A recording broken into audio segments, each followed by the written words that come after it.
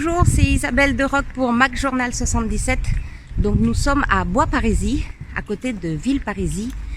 Et aujourd'hui, c'est l'inauguration d'un jardin inclusif. Alors, qu'est-ce que c'est un jardin inclusif? On va aller voir ça tout de suite. Suivez-moi. Attendez, j'ai une question. C'est quoi un jardin inclusif? Alors là, nous sommes sur un square qui est en fait un nouveau square plus grand qu'un ancien qui était il y a quelques mètres d'ici. Et nous l'avons effectivement changé pour des problèmes d'accès et de sécurité. Et nous avons profité effectivement pour l'embellir avec énormément d'espaces de plantation, d'arbres pour de l'ombre supplémentaire. Nous avons déplacé d'anciens jeux, mais nous avons aussi investi dans de nouvelles structures comme celle-ci qui est entièrement en bois. Et puis effectivement, donc le côté inclusif pour les personnes à mobilité réduite en fauteuil roulant, nous y avons aussi ajouté un jeu inclusif qui est une balançoire dans lesquelles les enfants ou les personnes en fauteuil roulant peuvent venir se divertir. Et nous avons aussi été très vigilants à ce qu'il y ait le côté pédagogique au niveau de la biodiversité. C'est pour ça que vous avez effectivement un petit arboretum qui est ici, des arbres, un arbre fruitier et puis des petites questions-réponses tout au long du parcours là-bas. Et puis beaucoup d'espaces verts. On a aussi cherché à réduire le plus possible l'imperméabilisation des sols. C'est pour ça que toutes les allées sont en stabilisé. Et on a uniquement mis des enrobés, ce qu'on appelle des sols souples au niveau des structures de jeu, puisque c'est une question de sécurité et de réglementation. Donc voilà, c'est un espace nouveau, bien plus grand que l'ancien. Pour un coût de 220 000 € au total, dont 80 000 € de jeux. Achat des nouveaux jeux, déplacement des anciens, c'est à peu près cette enveloppe-là. Donc inclusif, ça veut dire que ça inclut tous les enfants? Tous les enfants avec un handicap ou valide, ils peuvent tous jouer ensemble au même endroit. Et donc c'est une structure qui est donc adaptée pour les personnes qui ont des soucis de mobilité, qui puissent jouer avec leurs petits camarades. Ce que nous souhaitions, c'était lui donner, je vous ai dit, une dimension différente, et notamment sur la qualité des jeux. Mais ce que nous avons souhaité, et c'est pour ça que tout à l'heure, en préambule, je remercie M. Ferdighini d'être à nos côtés aujourd'hui, ce que nous avons souhaité, c'est surtout que cette aire de jeu puisse être la première aire de jeu, incluant un jeu adapté, un jeu inclusif sur Villeparisis. C'est cette balançoire, celle qui est juste derrière nous. Alors cette balançoire, dans sa fonction, elle est effectivement priorisée pour les personnes présentant un handicap ou un fauteuil. Elle peut être utilisée aussi par tous les enfants. L'enjeu de l'inclusif, c'est que tout soit partagé.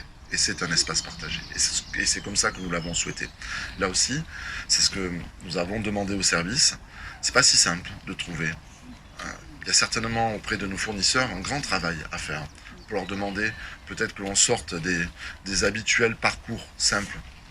Avec Stéphane, lorsque nous y avons travaillé, nous avons été un peu déçus dans ce qui nous était proposé, pas par les services, par les entreprises qui fabriquent des jeux. On est souvent sur un parcours assez schématique, où finalement, du moment où on rend accessible une personne en fauteuil roulant, c'est bon, l'aire de jeu est inclusive. Non, on l'a dit, c'est par le jeu aussi qu'on se sociabilise, et c'est important qu'on retrouve une dimension jeu sur ce thème-là, et sur cette balançoire inclusive. Nous sommes aux abords d'un groupe scolaire, d'un centre de loisirs, que rien de mieux que d'avoir une aire de jeu à proximité d'un centre de loisirs et d'un groupe scolaire. Par le jeu, on s'épanouit. Par le jeu, on grandit. On grandit individuellement, mais on grandit aussi socialement. L'aire de jeu, c'est partager. Et ça, c'est le préalable à tout. Savoir partager. Alors cette aire de jeu, avec Stéphane, à Pavillon, nous avons souhaité aussi que cette aire de jeu ait une dimension pédagogique. Elle doit pas être loin, maman. Du moins, je l'espère. Sinon, je peux te répéter le micro aussi. Donc, cette aire de jeu, nous souhaitons qu'elle ait une vocation pédagogique, notamment sur le respect aujourd'hui, donc climatique attendu, mais de nos essences, de nos espaces verts, minimiser les ruissellements, minimiser l'emploi de matériaux non durables, Et ça, c'était tout le challenge et que les services ont brillamment relevé. Merci Pierre, merci Jean-Luc, merci Marie. J'aurais dû commencer par Marie, j'en suis désolé. Vous retrouverez tout au long du parcours quelques quiz, quelques questions. Mais aussi dans ces plantations, notre objectif, c'est de rappeler ce qu'on peut faire dans une ville, comment on peut finalement créer ou renforcer nos îlots de fraîcheur. Alors vous allez dire, ici précédemment, il y avait un espace vert non planté. Maintenant, nous avons un espace planté, nous avons des systèmes qui aussi permettent, malgré tout, le drainage et donc récupérer les eaux de pluie, les laisser s'infiltrer à la parcelle. Cette aire de jeu ne dénature pas cet espace-là, elle est protégée donc au sud par cet espace boisé, donc il y aura aussi une ombre portée assez intéressante. Allez, hop. Bonjour. Alors racontez-moi pourquoi ces courbes? Qui a eu l'idée? C'est génial. C'est un travail commun, donc c'est un travail qui a été fait au niveau de tous les services techniques. D'accord. De la conception à la réalisation, donc service environnement, Marie, Jean-Luc du centre technique municipal, Thierry responsable des espaces verts, donc parce que tous les espaces verts ont été plantés donc par les jardiniers. D'accord, j'ai pas le nom de monsieur. Ça c'est monsieur Péan, donc c'est l'entreprise Jean Lefebvre qui elle a réalisé tout le fond de forme, c'est-à-dire tous les verdés, les voiries. Là. Et là on a notre dessinateur, Daniel, qui a fait les premiers jets. D'accord. Les premiers tracés du projet. Voilà, donc ça s'est monté. En coopération, tous les services techniques ont pratiquement travaillé. On a aussi des menuisiers qui ont réalisé les petits vrais faux qui en sont là. On a notre jardinier animateur qui a fait le jardin du projet du jardin pédagogique. J'ai oublié quelqu'un. Voilà, donc ça a été très transversal au sein de tous les services. Donc c'est des projets très motivants pour tout le monde. Bonjour à tous, à toutes et à tous. Nous allons vous raconter la petite histoire des hôtels insectes. Il était une fois, nous les 33 enfants du CCE, qui voulions apporter notre contribution pour la conservation de la biodiversité. Pour cela, nous avons écrit et voté un projet pour faire installer des hôtels insectes au square de Bois-Parisis.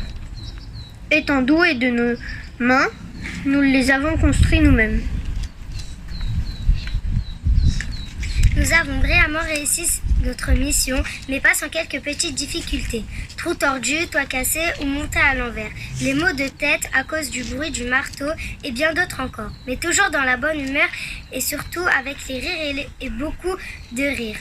Aujourd'hui, nous sommes fiers du résultat. Nos hôtels à insectes, nous les trouvons magnifiques et nous espérons que beaucoup d'insectes vont y élire domicile. Nous vous remercions pour votre présence et votre attention.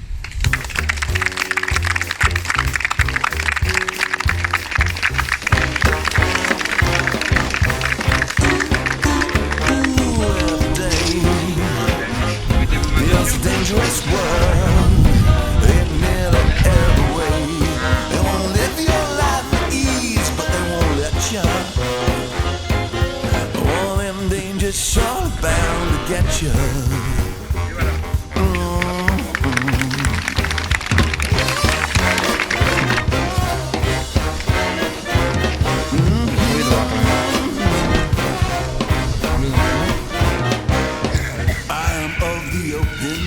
It's a simple matter of fact. When you add up the numbers, when you see how the cards are stacked, what's dripping from the faucet. Bonjour, je m'appelle Iline. En fait, ce que je trouve qui est bien, c'est qu'ils ont fait le parc à côté du centre de loisirs et de l'école. Et que aussi c'est bien pour les enfants handicapés, pour qu'ils puissent s'amuser et jouer comme les autres enfants. Je trouve que c'est une très bonne idée pour les enfants en handicap et celles qui sont valides. Et je trouve que c'est une bonne idée avec les hôtels à insectes. Que c'est bien et que c'est bien pour les enfants aussi.